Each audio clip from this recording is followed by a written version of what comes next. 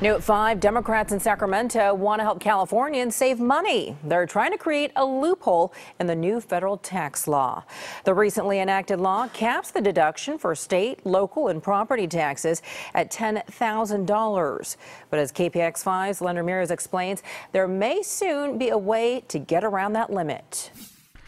When President Trump signed his new tax plan into law, Democrats in Sacramento say it dealt an especially heavy blow to California taxpayers by putting a cap on the state tax write-off. The wealthy people of this country are benefiting from this, and the Californians, because of our high income tax, we will be penalized severely from this tax act in Washington, and we want to change that. As Californians, we pay some of the highest state and local taxes in the nation, but President Trump's new tax plan limits deductions to $10,000. Many of us pay a lot more than that. In fact, about a third of Californians claimed a deduction of $18,000. A new bill introduced today would do an end run around the federal law by allowing Californians to pay their state taxes as charitable donations through a newly created fund called California Excellence. You can make the charitable contribution to the California Excellence Fund and offset your state tax obligation dollar for dollar. Arguably, yes,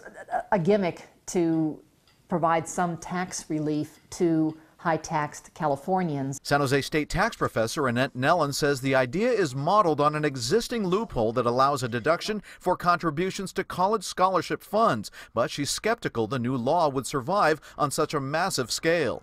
I think Congress would probably step in and say, that's really, in a way, paying state taxes. The new bill would not affect property taxes, which are paid to county governments. But if the bill does make it to the floor of the legislature, it would only require a simple majority to pass. In San Jose, Len Ramirez, KPIX 5.